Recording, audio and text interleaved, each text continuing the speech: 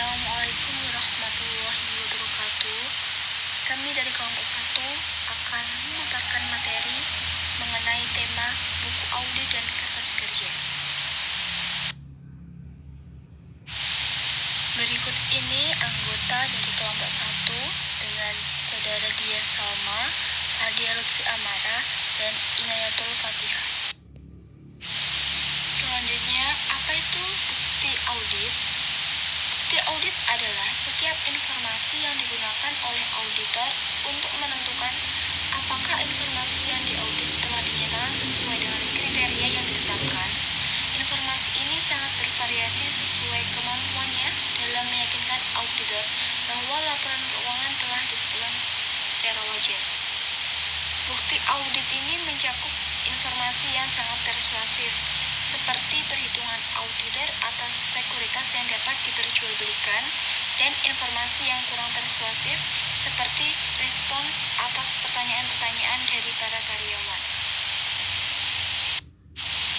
Slide berikutnya yaitu prosedur untuk memperoleh bukti audit. Yang pertama, prosedur penilaian resiko. Tujuan dari prosedur penilaian risiko ini adalah untuk mengidentifikasi dan menilai risiko salah satu yang material dalam laporan keuangan. Nah, tujuannya ini dapat dicapai melalui pemahaman mengenai entitas dan lingkungannya.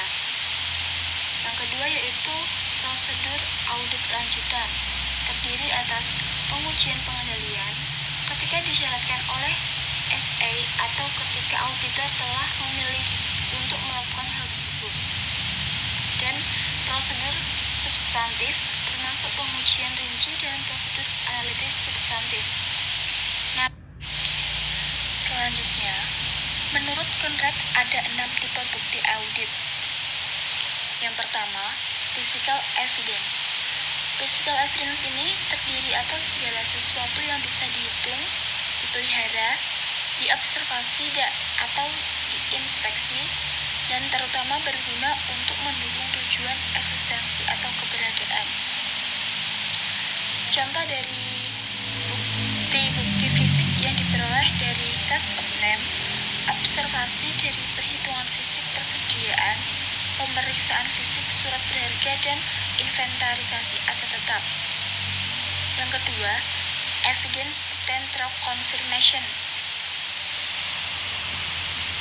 adalah bukti yang diperoleh mengenai eksistensi, kepemilikan atau penilaian langsung dari pihak ketiga di luar klien. Contohnya yaitu seperti jawaban konfirmasi piutang, utang, barang konsinyasi, surat berharga yang disimpan Biro Administrasi Efek, dan konfirmasi dari penasihat hukum klien. Yang ketiga yaitu documentary evidence. Documentary evidence ini terdiri atas catatan-catatan akuntansi dan seluruh dokumen pendukung transaksi. Contohnya yaitu seperti faktur pembelian, kopi faktur penjualan, jurnal voucher, general ledger, dan subledger.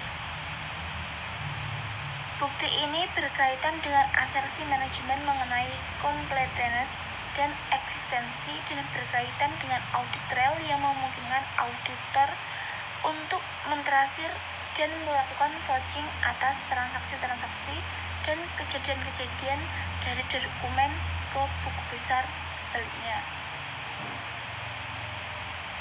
Yang keempat, mathematical evidence.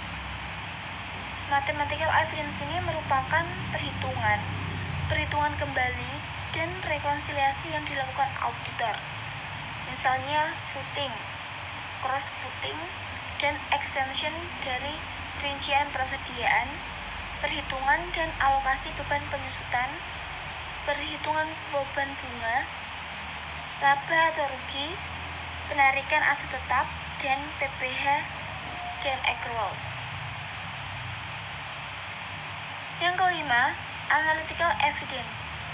Analytical evidence ini merupakan bukti yang diperoleh melalui penelaahan analitis terhadap informasi keuangan klien. Yang terakhir ini ada hearsay evidence, merupakan bukti dalam bentuk jawaban lisan dari klien atas pertanyaan-pertanyaan yang diajukan auditor. Seperti pertanyaan-pertanyaan auditor mengenai pengendalian intern, ada tidaknya kontingen liabilitas, persediaan yang bergerak lambat atau rusak, kejadian penting sesudah tanggal laporan posisi keuangan, dan lain-lain. Selanjutnya yaitu ada sifat bukti audit. Pertama ada compliance dan yang kedua ada substantive test. Yang pertama compliance ini merupakan tes terhadap bukti-bukti pembukuan yang mendukung transaksi yang dicatat perusahaan untuk mengetahui apakah setiap transaksi yang terjadi sudah diproses dan dicatat sesuai dengan sistem dan prosedur yang ditetapkan manajemen. Yang kedua, substantif test ini merupakan tes terhadap kewajaran saldo-saldo perkiraan laporan keuangan pada laporan neraca dan laba rugi. Dalam melaksanakan compliance test, hal yang harus diperhatikan auditor yaitu adanya kelengkapan bukti pendukung. Yang kedua, adanya kebenaran perhitungan matematis, adanya otorisasi dari pejabat perusahaan yang berwenang, adanya kebenaran nomor perkiraan yang didebit atau dikredit, dan yang terakhir adanya kebenaran posting ke buku besar dan sub buku besar. Selanjutnya ini ada keputusan mengenai bukti audit. Keputusan penting yang dihadapi para auditor adalah menentukan jenis dan jumlah bukti audit yang tepat yang diperlukan untuk memastikan bahwa laporan keuangan telah disajikan secara wajar. Nah, ini ada pun keputusan mengenai audit, bukti audit. Yang pertama ada prosedur audit yang digunakan. Prosedur audit yang digunakan ini merupakan rincian instruksi yang menjelaskan bukti audit yang harus diperoleh selama audit. Contohnya, memeriksa pengeluaran ke dalam sistem akuntansi dan membandingkan nama, pay, jumlah, dan tanggal depan informasi online yang diberikan oleh bank tentang proses untuk pembayaran. Yang kedua, ada ukuran sampel yang akan dipilih untuk prosedur tersebut. Setelah memilih prosedur audit, auditor dapat mengubah ukuran sampel dari hanya 1 hingga semua item dalam populasi yang sedang diuji. Yang ketiga, item-item yang dipilih. Setelah menentukan ukuran sampel untuk suatu prosedur audit, auditor ini harus memutuskan item-item mana dalam populasi yang akan diuji. Contohnya, jika auditor memutuskan memilih 50 cek yang dibatalkan dan populasi sebesar 6.600 untuk dibandingkan dengan jurnal pengeluaran kas, ini auditor harus memeriksa dan memilih. Adapun pilihannya yaitu memilih 1 minggu dan memeriksa 50 cek pertama, memilih 50 cek yang bernilai besar, memilih cek-cek tersebut secara acak, dan memilih cek-cek yang menurut auditor itu paling dan mungkin mengandung kekeliruan. Jadi item-itemnya itu harus dipilih. Yang terakhir ada penetapan waktu. Audit atas laporan keuangan umumnya itu mencakup semua suatu periode seperti 1 tahun. Biasanya suatu audit baru dianggap sebagai setelah beberapa minggu atau beberapa bulan setelah berakhirnya suatu periode.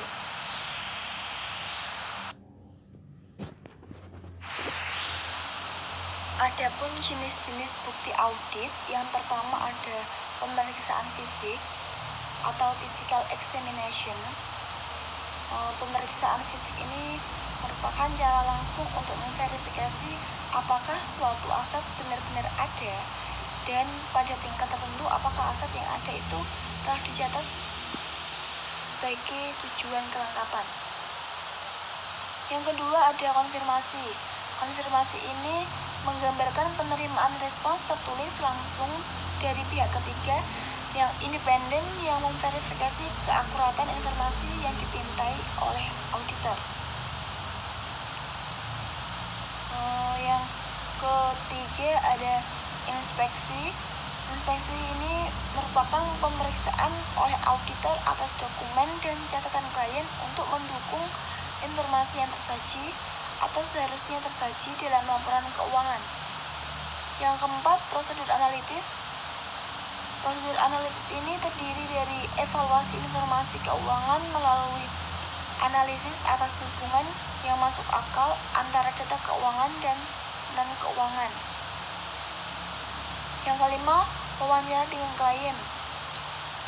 Wawancara dengan klien ini merupakan upaya untuk memperoleh informasi secara lisan maupun tertulis dari klien sebagai respons atas pertanyaan yang diajukan oleh auditor. Yang keenam ada rekalkulasi. Rekalkulasi ini melibatkan pengecekan ulang atas sampel kalkulasi yang dilakukan oleh klien. Yang ketujuh ada pelaksanaan ulang. Pelaksanaan ulang ini merupakan pengujian independen yang dilakukan auditor atas prosedur atau pengendalian akuntansi klien yang semula dilakukan sebagai bagian dari sistem akuntansi dan pengendalian internal klien. Yang terakhir ada observasi. Observasi terdiri dari mengamati proses atau prosedur yang sedang dilaksanakan oleh pihak lain. Auditor dapat mengunjungi lokasi pabrik untuk memperoleh kesan umum atas klien atau mengamati secara langsung para individu yang melaksanakan tugas-tugas akuntansi untuk menentukan apakah orang yang diserai tanggung jawab itu telah melaksanakan dengan baik penuh tanggung jawab. Berikut ini prosedur pemeriksaan dalam sistem test. Yang pertama, inventarisasi aset tetap. Yang kedua, observasi atas stok opname. Yang ketiga, konfirmasi piutang, utang dan bank. Yang keempat, subsequent collection dan subsequent payment. Yang kelima, cash opname. Yang keenam, pemeriksaan rekonsiliasi bank dan lain-lain. Definisi dari kertas kerja. Kertas kerja ini merupakan kertas kerja pemeriksaan ini merupakan semua berkas-berkas yang dikumpulkan oleh auditor dalam menjalankan pemeriksaan yang berasal dari pihak lain, analisis yang dibuat oleh auditor dan pihak ketiga. Nah, berkasnya ini tuh berasal dari klien seperti neraca saldo, rekonsiliasi bank, analisis umur piutang, rincian persediaan, rincian liabilitas, rincian beban umum dan administrasi, rincian beban penjualan, dan surat pernyataan langganan.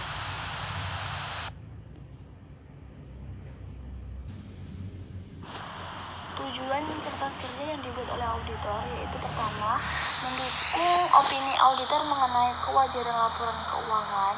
Yang kedua, sebagai bukti bahwa auditor telah melaksanakan pemeriksaan sesuai dengan standar. Yang ketiga, sebagai referensi dalam hal pertanyaan dari pihak pajak, bank maupun klien. Yang keempat, sebagai salah satu dasar penilaian asisten. Yang kelima, evaluasi tersebut biasanya digunakan sebagai salah satu dasar pertimbangan untuk kenaikan jenjang jabatan dan kenaikan gaji. Yang terakhir yaitu sebagai pegangan untuk audit tahun berikutnya.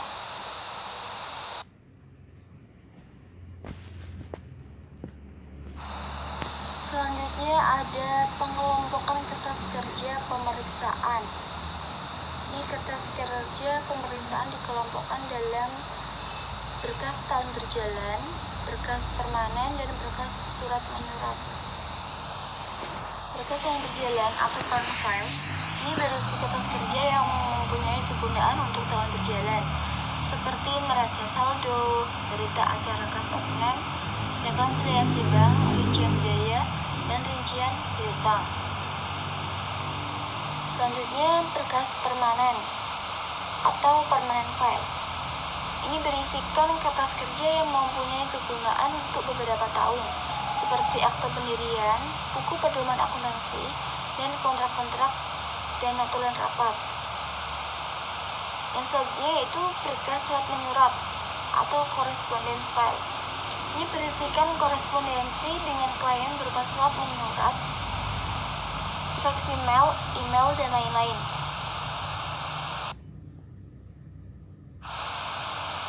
Agar kertas kerja pemeriksaan mempunyai manfaat yang optimal, maka harus terpenuhi kriteria pemeriksaannya, yaitu pertama, kertas kerja pemeriksaan harus mempunyai tujuan. Yang kedua, harus dicegah menulis kembali kertas kerja pemeriksaan sebab banyak kerugiannya. Misalnya itu seperti membuang-buang waktu, data salah menyalin, dan lain-lain. Yang ketiga, dalam kertas kerja pemeriksaan harus dijelaskan prosedur audit apa yang dilakukan dengan menggunakan auditing map. Misalnya itu periksa aging schedule, cek penjumlahan dengan cara footing dan cross footing.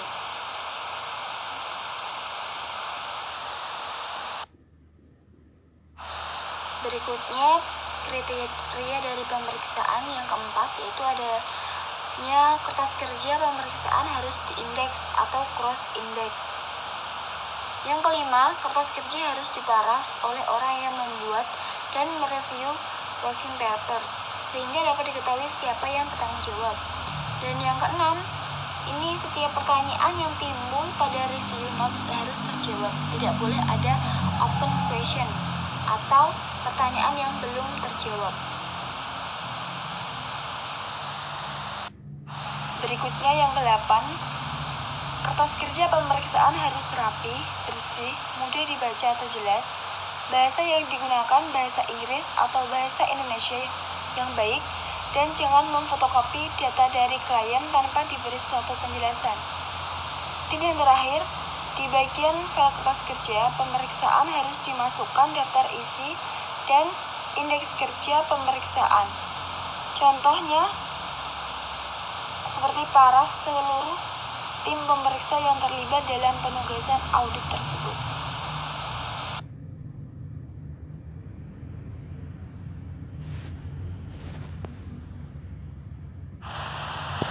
Pemilikan dan penyimpanan kertas kerja pemeriksaan. Yang pertama, kertas kerja pemeriksaan adalah milik akuntan publik. Yang kedua, walaupun sebagai kertas kerja akuntan publik dapat digunakan sebagai sumber referensi bagi kliennya. Dan yang ketiga, bila ada pihak lain yang ingin meminjam atau mereview kertas kerja pemeriksaan, baru bisa diberikan atas persetujuan tertulis dari klien yang bersangkutan dan sebaliknya.